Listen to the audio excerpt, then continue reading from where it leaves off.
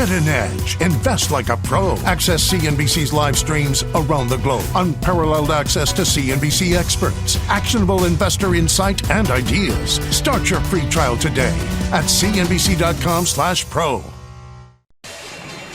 My mission is simple: to make you money. I'm here to level the playing field for all investors. There's always a bull market somewhere, and I promise to help you find it. Mad Money starts now. Hey, I'm Cramer. Welcome to Mad Money. Welcome to Cramerica. People want to make friends, just trying to make a little money. My job is not just to entertain, but to educate and teach. So call me 1-800-743-CBC or tweet me at Jim Cramer. On the day when we shrugged off the Fed's taper announcement, Dow actually gaining 105 points, S&P advancing 0.65%, and the Nasdaq jumping 1.04%. Wow. You need to understand that this is a market where the tail can indeed wag the dog, where what's happening to a stock can be more important than what's happening at the underlying company itself. Now, we've always had some stocks that traded more on individual excitement than institutional fielding. I created the acronym FANG in order to capture that. FANG because Facebook, Amazon, Apple, Netflix, and Google were beloved by home gamers first, not by institutions. The home gamers who kept buying them and making fortunes, even as the big money people on Wall Street remained skeptical. At one point, all these stocks were derided as being too giddy. Giddy being a code word that means something rallying because of dumb money. Wall Street speak for you. Yeah, regular investors, you. I rebel at these condescending judgments. Big reason, by the way, why we created the investment club here. And I often share your enthusiasm for stocks most pros denigrate.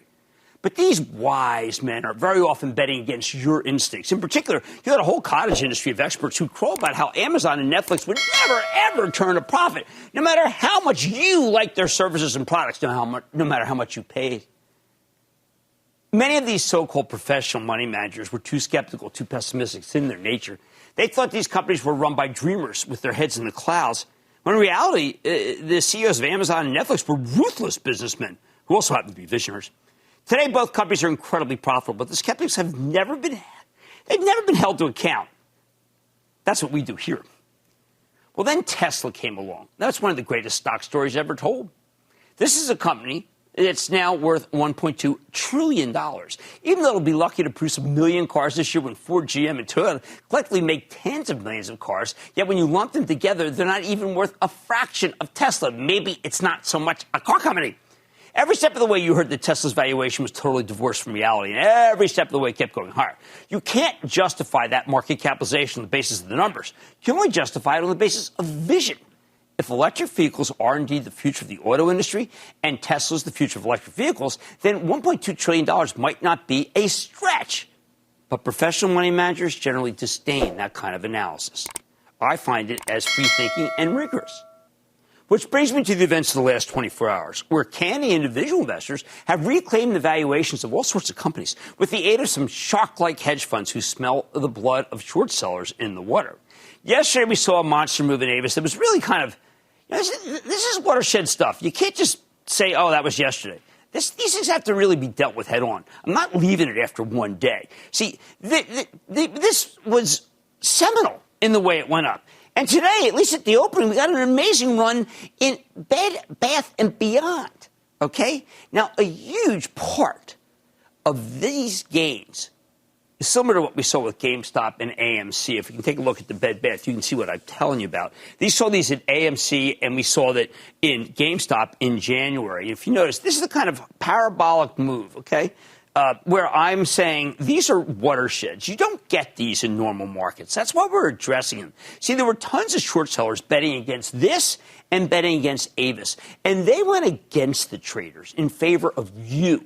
And that forced the short sellers to buy back stock in order to close out their ill-advised positions. Large hedge funds realized that you were going to take this stock up, so then they decided to crush the hedge funds. And it worked. Two different kinds of hedge funds, the shorting kind and the long kind. Now, in the case of Avis, the rental car company reported jaw-dropping quarter where they earned nearly twice what Wall Street was looking for. In the case of Bed Bath, they announced a joint venture between their Bye Bye Baby unit and Kroger, something I talked about with CEO Mark Tritton on Squawk on the Street this morning. Bed Bath also accelerated its buyback dramatically. I bring up these two because they are fantastic illustrations of how the mechanics of money management can impact individual stocks and about the change in this environment. See, hedge fund managers often have a huge disadvantage during a bull market like this one. Many of them have no choice but to run what's known as a balanced book, meaning their long positions and their short positions, what they own and what they sell against, should be even. Basically, the clients are using them to hedge what otherwise would be straight ownership of good companies. In other words, there are tons of hedge funds that have to short stocks. It's in their charter, so to speak. Even in a fabulous bull market, they need to find something to bet against. So they're always looking for targets and shorting the uneven Bed Bath & Beyond against, say, a Macy's or a Costco, which had fantastic numbers tonight. They had these guys at Bed Bath, they did have horrendous management before Mark Tritton came in. And by the way, last quarter was a disappointment for Tritton because they had the wrong kind of promotions. And maybe that's why more than 28% of the shares that trade were sold short as of this morning. But the short sellers made one mistake. They forgot what happened earlier this year when a brand new cohort of investors started shooting against the short sellers anytime they got too crowded, anytime there were too many of them. And that's why Bed Bath & Beyond finished today up more than 15%, but at one point was up more than 50%. Memo to the shorts. If you think you are shooting fish in a barrel when you go after these companies, well, you may not be the guy with the gun. Buy Bed Bath & Beyond on this pullback. It should be bought. The Kroger opportunity is too big to ignore. And I bet the shorts aren't finished covering. Okay, how about Avis? Now, this was even dumber. Lots of money managers wanted a piece of Hertz, its competitor, which was cheaper than Avis and had a better story. But the ones who run what's known again as a balanced book needed something to protect them from the downside. So when they went long Hertz, they shorted Avis. They didn't understand that they get wrecked if we got any good news. So when Avis reported a blowout quarter thanks to the auto shortage, the stock exploded and the shorts got to experience what it feels like to lose more than 100% of your money. Now, what matters here is what didn't matter, and that's the traditional valuation metrics that so many money managers come on air or in the papers or tell their investors is what really matters. Should Avis have added $10 billion in enterprise value due to a single quarter? No, it shouldn't have. It is superficial. Should Bed Bath run like this when it recently reported some not-so-hot numbers? I can spin out a story about how Bye Bye Baby division could be worth the current price of the entire company, something I tried this very morning, but Triton wouldn't take the bait. Otherwise, no, probably wasn't. But at the end of the day, these stocks are like GameStop or AMC, in that at their highs of the day, they did divorce themselves from the fundamentals. It happened. Now, maybe the better comparisons are Netflix and Amazon, which made you fortunes in the face of heavy shorting, even though their valuations were totally unjustifiable until many, many years later. Netflix and Amazon were about superior producers, whereas GameStop and AMC are something about the mechanics of the market. I don't think anyone honestly believed these stocks deserved to trade as high as they did earlier last year. But the buyers took their cue from Clint Eastwood in Unforgiven. They realized that deserves got nothing to do with it. There were simply too many short sellers who had to capitulate, and their surrender sent the stocks into the stratosphere. That's what we saw in Avis yesterday and in Bed Bath this morning. Again, this is the revolution, okay? These are people who typically have not owned stocks. They come in, they buy them up, and cause the short sellers to capitulate, which is probably right here, and then the short sellers probably come back at the end of the day. But they're about to get hit again. Now, there will always be shorts that go awry. Look at this one. There were a ton of short sellers who got steamrolled at Estee Lauder just yesterday. Okay, this is what happened. First, the stock got crushed, okay? People thought the numbers could be bad. And then they listened to the conference call. They realized they were on the wrong side of the tree. It was a good quarter. See, the hedge funds bet against it because they figured the Chinese business would be hammered, not unlike Nike. That turned out to be a myth. I see the fingerprints of hedge funds all over this mistaken thesis. Also a sizable bet against a company that we all know now is worth every penny, Moderna, every step of the way. That one hurt to watch because the bull thesis was so irresistible. They got a vaccine. We got a pandemic. Why would you bet against that? Might as well punch yourself in the face. But the bottom line, we now live in a world where individual investors like you have realized that they can destroy the short sellers whenever the short sellers get too overconfident. They know they can pressure the shorts and force them to capitulate, as I just showed you, whenever they crowd into a stock. And a bunch of short sellers surrendering en masse will indeed cause any stock to do what this did. And that's what created stocks like situations like Avis or Bed Bath, and it created GameStop, and it created AMC, and I bet we'll see many more of those until hedge funds learn their lesson. Stay away from crowded shorts. Brian in New Jersey. Brian. Jim, we have a company that's been in business for close to 100 years. They have a great product line, but since the IPO earlier this year, the stock has gotten crushed. I love their snacks. What do you think about the stock? UTZ, Utz. Okay, Utz did not have a good quarter. Utz did not have its costs under control. Utz needed an environment where it did not have to go up against Lay's. And you know what? They don't have the scale to be able to handle the cost that went up. And I'm going to do a piece about what's known as scale and price later in this week that can be, and I thank you for bringing it to my attention, Brian, because I can use Utz as an example. All right. I think we're going to see many more stocks about like what happened to Avis and Bed Bath, not unlike what happened to AMC and GameStop earlier in the year, until hedge funds learn their lesson and stop shorting the same stocks over and over. Individual investors like you can destroy these guys if you want to. On Mad Money tonight, some notable CEOs have made it on the Mad Money wall of shame after letting down their shareholders. And tonight, I am indeed adding a new name to the list. Then Wingstop fell today after missing Wall Street's third quarter expectations. So I'm getting to the heart of the report and finding out what it might take to get the stock to fly once again. And there's no business without a planet to do business on. So I'm talking the one and only Jane Goodall, who is on a mission beyond primates to save our Earth through a focus on planting trees. So stay with Cramer.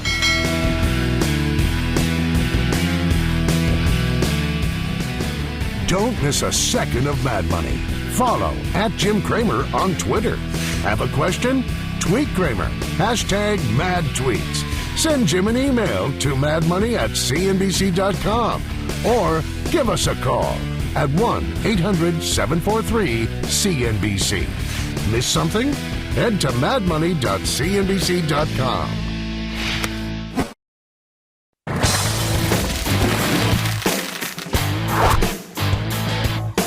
Now the Federal Reserve has started to taper its bond purchases, something that will likely lead ultimately to higher long-term interest rates. What do you do with the dividend stocks that compete with the bond market? Ones like the utilities, which you know we like so much on Mad Money.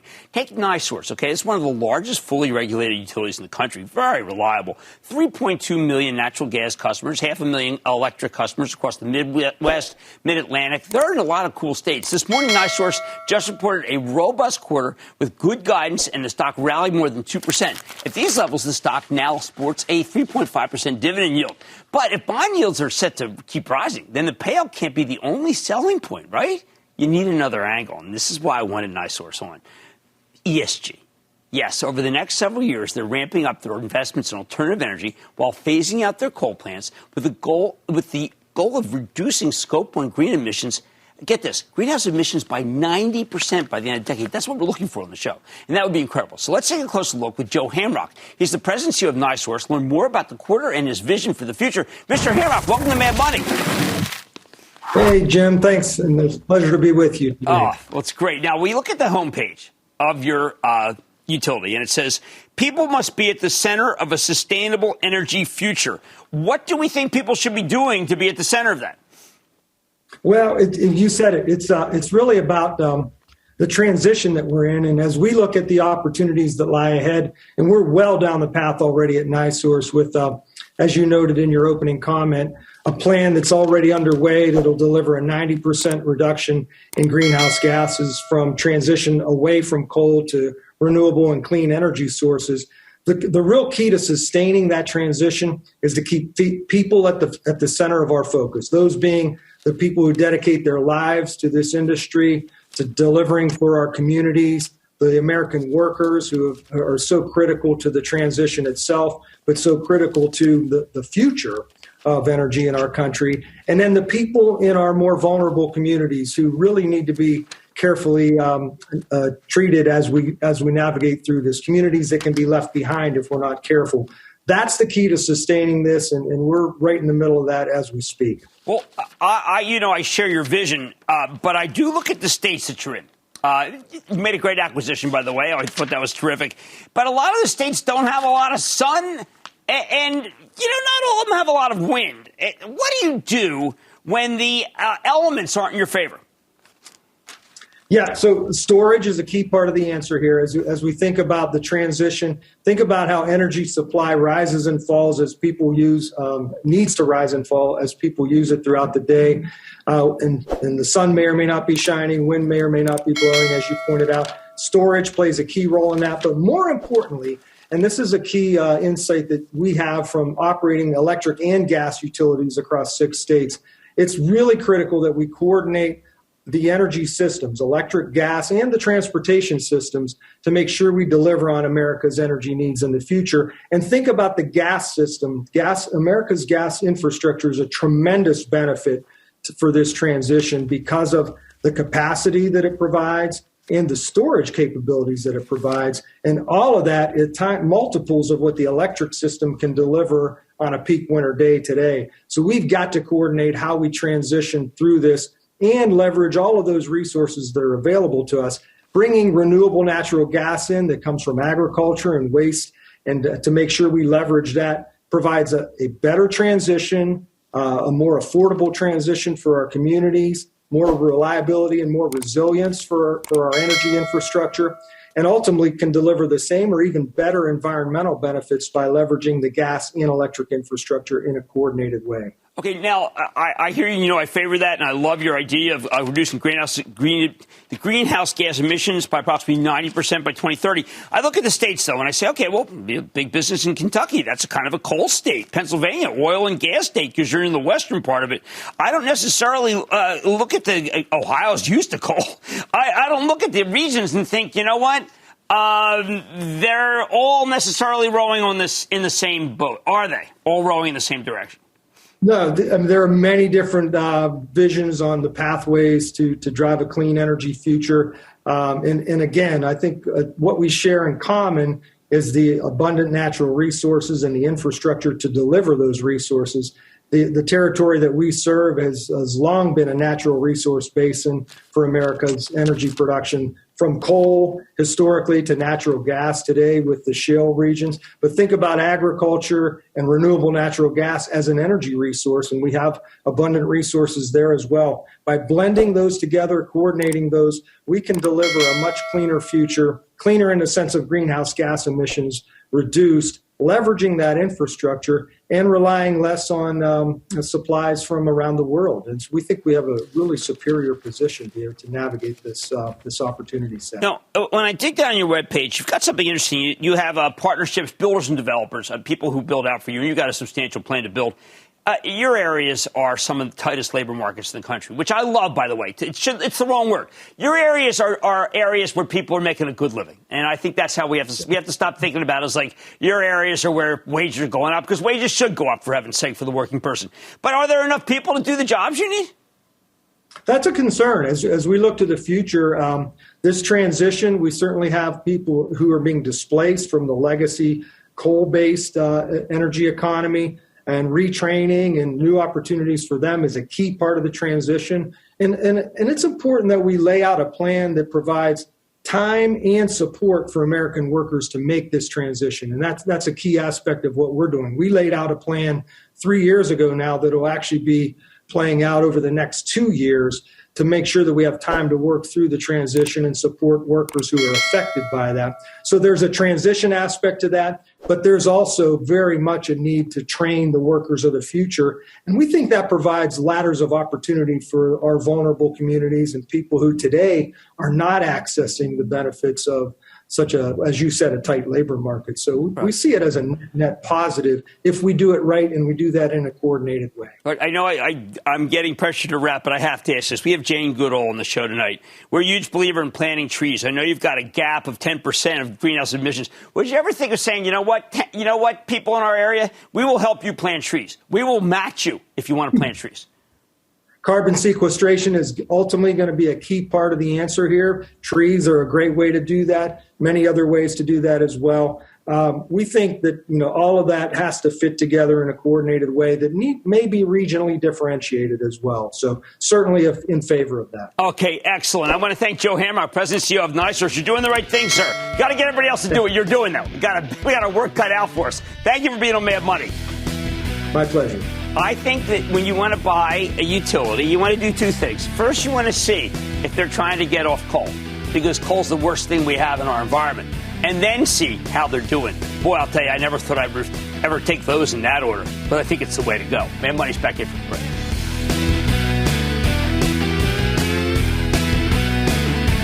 Coming up, did the chicken cross the road and leave this stalk with ruffled feathers? Amidst a raw material shortage, Cramer sits down with Wingstop to see what all the clucking's about. Next. CNBC's Workforce Executive Council is a premier group of C-suite human resources executives from leading companies across the country. It offers a members-only portal and chat, plus exclusive industry content, with access to breaking news calls and digital networking experiences. The network and resources HR leaders need now. Apply to the Workforce Executive Council at cnbccouncils.com/WEC.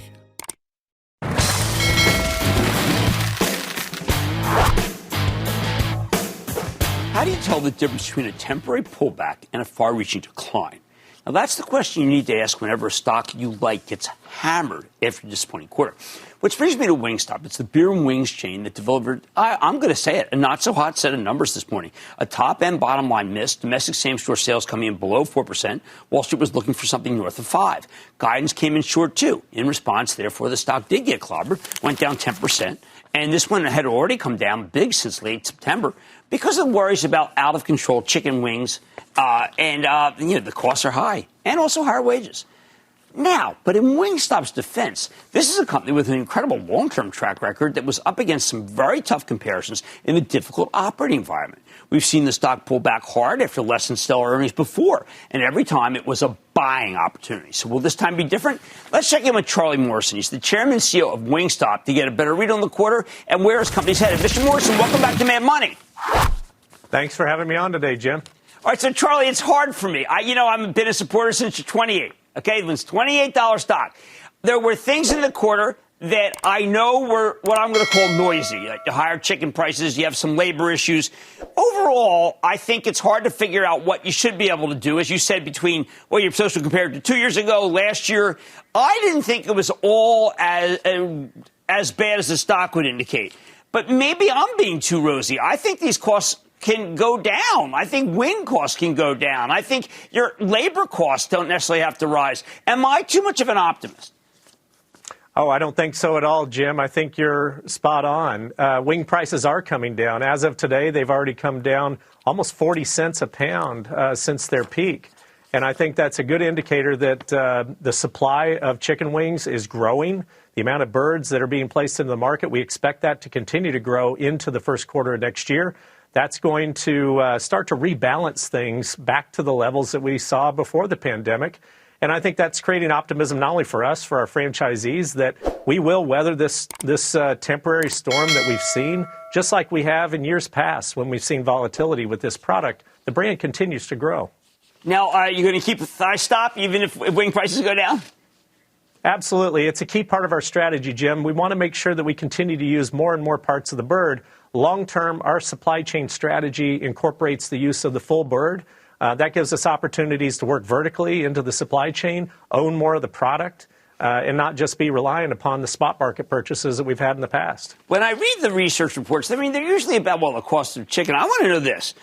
Has there been any cessation in people want to own Wingstop franchises?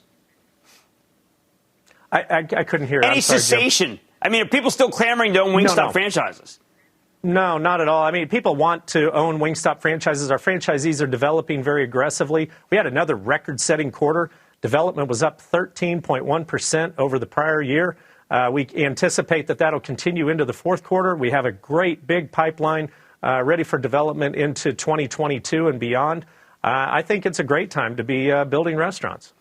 Now, I was in Mexico City recently, and the Mexico City airport is just a wing-stop airport, and a lot of people go to Mexico City. I don't think people in America know how big that city is, but you have a lot more cities you can be in than just that one, right? Absolutely. Mexico is our largest international market with over 100 restaurants strong and growing, on our way to about 200, maybe 250 restaurants. We opened London in 2018. The UK market has become one of our best performing markets around the world. Our average unit volumes now are exceeding $2 million on average in the UK. That's above what our average unit volume is here in the US. We're on our way to other markets in Western Europe. China is on our frontier. The international business is really booming back for Wingstop. I'm excited about the future. Well, let's cover this China. There was a mention in it that it would be done with a partner, correct? It's not just on your own? That's correct. Yeah, most likely franchising is not really the right structure there. You work with a partner who can help you build that business and grow it. They know the market. They know the real estate. They know how to navigate some of the challenges in that market. It's been a success strategy for a lot of U.S. brands. It'll probably be the same for us. Digital ordering still very successful in America? Actually, it's continuing to be very solid, over 60%, right up there with the big pizza players now. Our delivery business has actually been growing. It grew year over year by almost 300 basis points compared to the same quarter last year, where a lot of brands are seeing that start to tail off. Wingstop's continuing to grow. Now, you gave two things that I found quizzical. One is a rebate of $6.9 million of advertising surplus. And also last year, you gave employees, they got a special, I guess, because of COVID, bumps and making sure that year-over-year labor costs weren't that bad. Explain both of these to me, both the labor delta and the advertising delta. I'll start with the advertising. You know, we entered 2021 with a big surplus of advertising dollars based on our strong performance in same-store sales of over 20% for the year last year. We carried that into our two major advertising windows this year, split that between the two, and have seen our comps continue to grow. I mean, 29% plus two-year comps in the third quarter alone is indicative of the strength of our brand, the strength of our advertising. We actually found ourselves in another surplus situation. We worked with our franchisees and felt like, hey, we can give that back to them during some of these tight cost pressure times and put that to work in terms of development of new restaurants. So all in all, I think that's a strength. The labor crisis that's out there, it's affecting everyone. It's affecting our business. We did pay a lot of retention bonuses during 2020 to retain workers in our restaurants. Now we're fighting some of the challenges and we're paying up. We're making sure that we're providing a fair wage to our team members in our corporate restaurants and all of our franchise restaurants. We recognize the prices are going up. We're investing in that for the long-term benefit of the brand. We think that's going to continue to deliver great service to our customers as well as provide for our long-term growth strategy as a brand. One last question. Let's say I want to get a Wingstop franchise, would I look at the labor situation and say, you know what, this isn't like the way it was 2 or 3 years ago. I'm a little turned off by it. Or would I say, you know what, my average unit volume per store has gone up enough that it would actually not hurt my bottom line. If anything, my bottom line could be increased.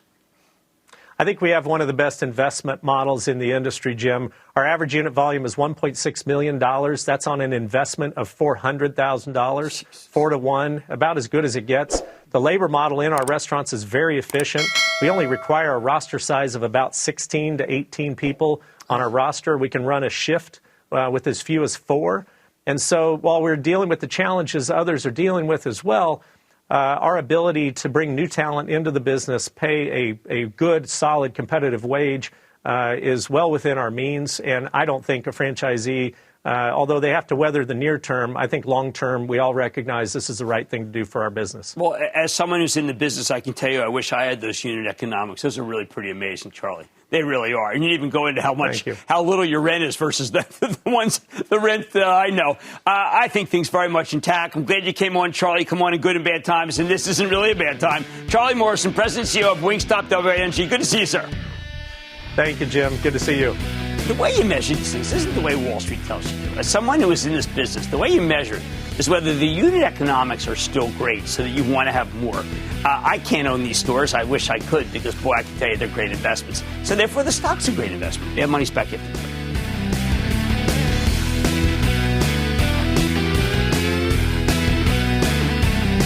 Coming up, Mark Benioff is putting his skin in the game to fight climate change, but not without the help of a legendary friend. Dr. Jane Goodall joins the show with the lowdown on her latest initiative. Make like a trillion trees and stick with Cramer.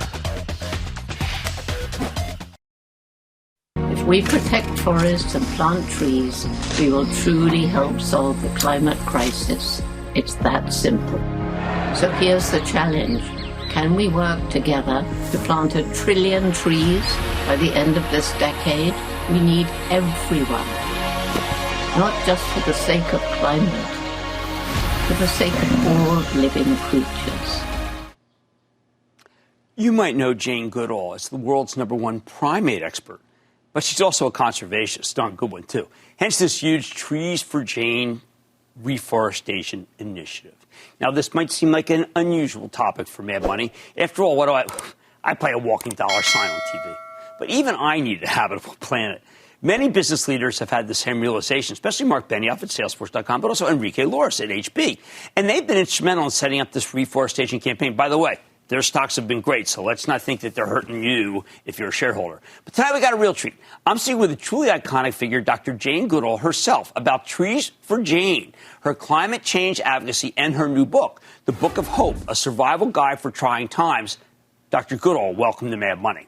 Well, thank you very much.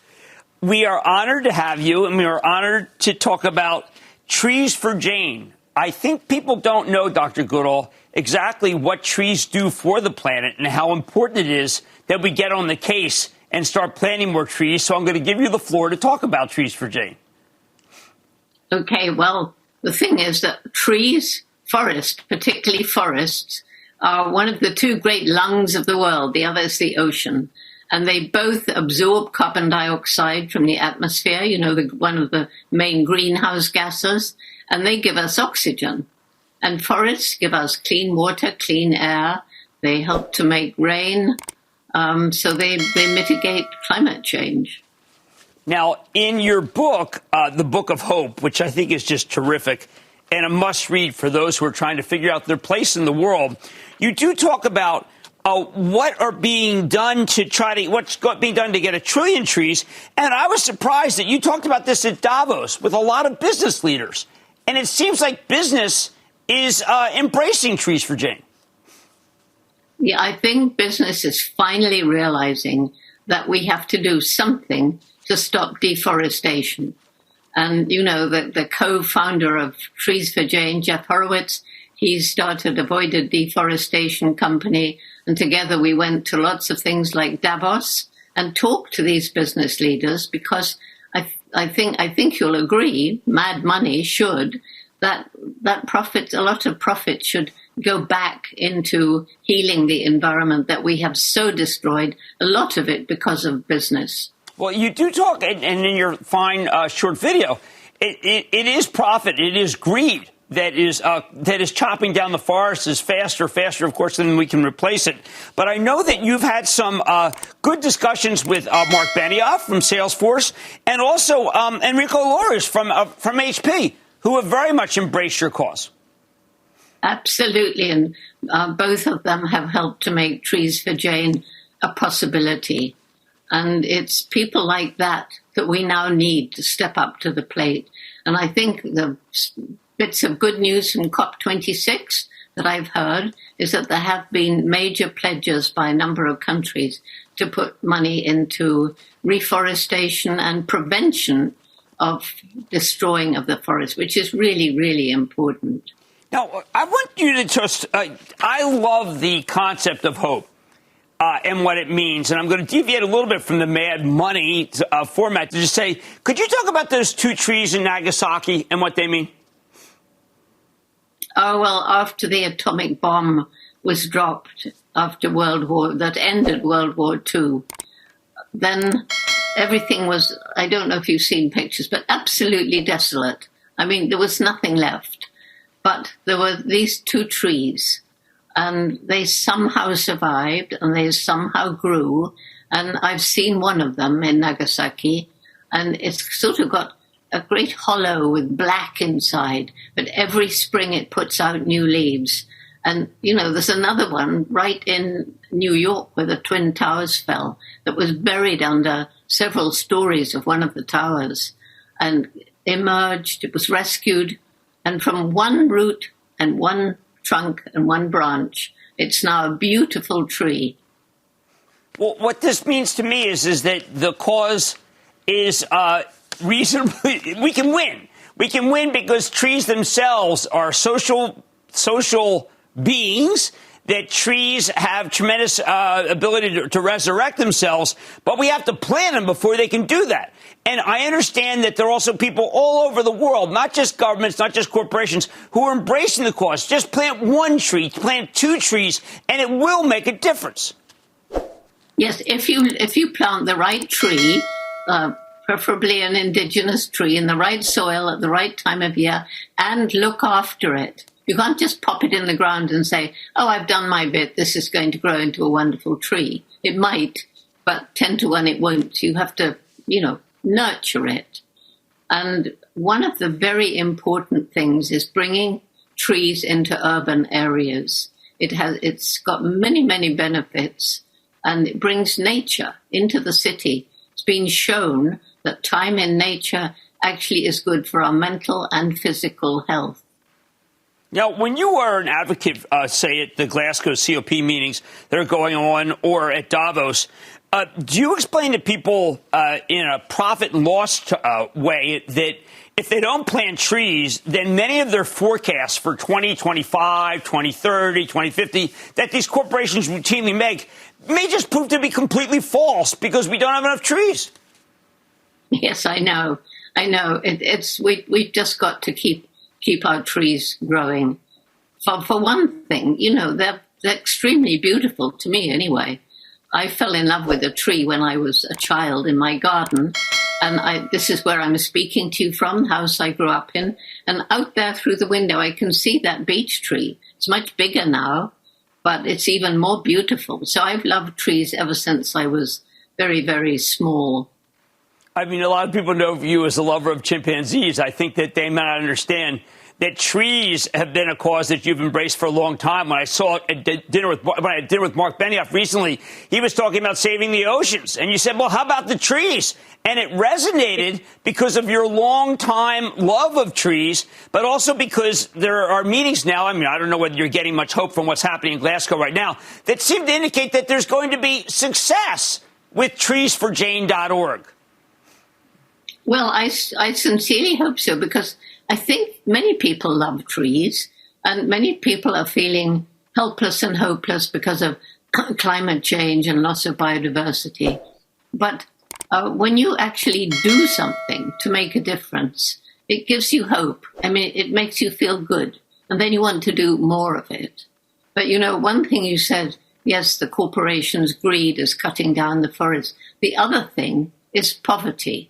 Because if you're really poor and your family is growing and you've overused your farmland, you're going to cut down more trees to make more land, to grow food to feed your family, or to make some money from charcoal or timber. So alleviating poverty is really important, as well as bringing business, corporations into the fight to save our planet for future generations. Well, we're going to leave it at that. Dr. Goodall, thank you so much for coming on. And we're all supporters of treesforjane.org. And we'll try to plant as many trees as we can. Thank you so much for coming on Mad Money. Terrific. Thank you. Thank you. We'll be back after this break.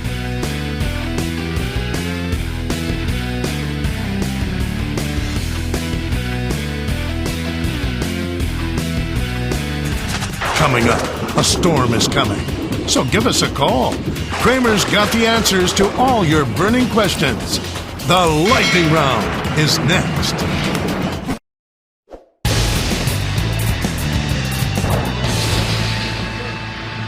It is time. It's time for the lightning round.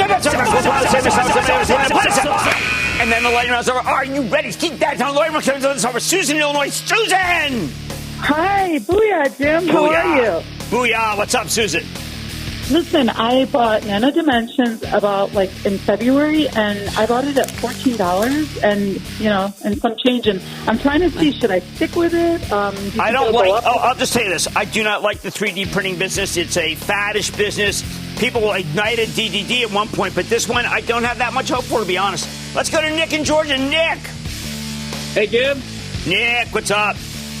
Hey, should I buy now for a long-term play in XOS? Oh, boy. Mobility solutions, we've heard people in these. We got excited about them like everybody else, and we couldn't make money for you, so I'm going to say no. Val in Minnesota, Val. Hey, Cramer. I've been digging deep into shares ever since Jeff Arnold was on your show. They seem to have solid leadership, big investors, and a business model that can launch well past names like TDOC and Amwell. With earnings and two other catalysts next week, volume and media coverage has been lower than expected. My hope is they report a blowout quarter because they need to get back to 10, and I think that they can do it. But we got to see the quarter first. And that, ladies and gentlemen, is the conclusion of the Lightning Round. The Lightning Round is sponsored by TD Ameritrade. Coming up, hot, Ike. Make sense of the day's most critical market machinations in no time flat. Stick with Cramer for a special no huddle next. Jim Cramer, you're one of my heroes. I look forward to your show every weeknight. Thank you so much for helping beginning investors like me. When you talk about the market, I just believe that you're spot on. Oh, I love it. Thank you so much. Every night we watch you, I have learned and earned.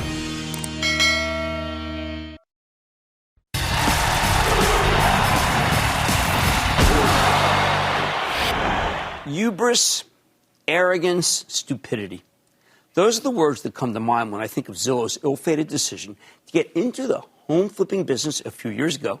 And the same goes for the ham-handed way they handled yesterday's decision to get out of this disaster while laying off a quarter of their staff. It's because of these three sins, hubris, arrogance, and stupidity, that Rich Barton, the CEO of Zillow, has earned his place on the Mad Money Wall of Shame. It doesn't help that his stock has gone from 165 in a matter of days. I got to put this thing in context.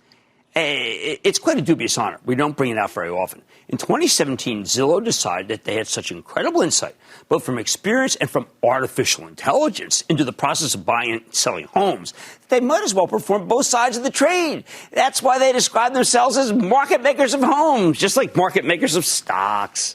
Well, they made this high-risk endeavor, one of the highest, sound like a natural extension of the core business, even though the core business is online advertising. They fed Wall Street all sorts of claptrap about how they understood the real estate market better than anyone. Way too many money managers and analysts bought this bogus proposition, hook, line, and sinker. Not me. I repeatedly warned you about how risky this move could be. When Zillow began to take its instant offers business from test to reality in October of 2018, I came out here against the tide and warned you that home flipping and online advertising simply don't belong under the same roof. Now you can say, wait a second, it was the old CEO, Spencer Rascoff, who came up with this cockamamie idea. So how can I nail the new guy, Rich Barton, to the wall of shame, even though he was co-founder? Simple. Barton embraced it. And if anything, he sold it even harder than Rascoff. Here's what I said in 2019. Maybe Rich Barton can orchestrate a phenomenal turnaround at Zillow. I'm glad he's running things again. But I think this headlong rush into the house flipping business could prove to be very risky. And even if it works, there will absolutely be some brutal speed bumps along the way. In retrospect, I should have been much more negative. Because now Zillow is winding down this house flipping business, and they're trying to sell 7,000 homes to some institutional investors for reported $2.8 billion. So much for the fix and flip. Remember, Zillow described itself as a market maker to houses. But no market maker worth his salt ever hangs onto that much inventory without being summarily fired. Looks like the historical insights and even the artificial intelligence algorithms, the company was using, they weren't up to the job. Zillow is now taking $569 million in write-offs as it winds down the business.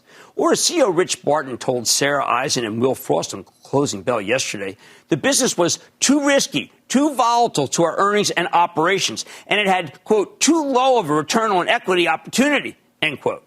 Hey, if only someone had just warned him about this years ago. Oh, wait, I did so repeatedly. No wonder 5 different firms downgraded Zillow from buy to hold and plummeted another 20 points today. What makes this so infuriating is that Barton treated us like suckers. That's why he's more than earned his wall of shame status. Sure, he sounded apologetic now. Oh, yeah, he was very apologetic on the show. But he had been incredibly reassuring about the house flipping division as recently as the previous quarter. Yesterday, Barton admitted that, and I quote, fundamentally, we have been unable to predict the future pricing of homes to a level of accuracy that makes this a safe business to be in, end quote. Yet in August, he was telling us, and I quote, I confess to being excited by how well Zillow offers is doing in such a hot seller's market, end quote. Then he added, quote, I'm comparatively more confident now than I was even a quarter ago, so it feels good to me, end quote. The nerve of this guy. He was feeling real confident a few months ago. Then yesterday he said the business had been more volatile than he ever expected possible. But wait, we knew about the pandemic in August. We knew about the high cost of repairing homes in August. We knew about the material shortages in August. We've known housing is hard to predict since 2007. How quickly we forget. And by the way, when I say we, I mean Zillow. This whole shameful affair has left me thinking that Rich Barton has to go. When that happens, I will gladly take him off the wall. Until then, Rich, enjoy your stay. You deserved it. I'd like to say there's always a bull market somewhere, and I promise to try to find it just for you right here on Mad Money. I'm Jim Cramer. See you tomorrow. The news with Shepard Smith starts now. Get an edge. Invest like a pro. Access CNBC's live streams around the globe. Unparalleled access to CNBC experts. Actionable investor insight and ideas. Start your free trial today at cnbc.com/pro.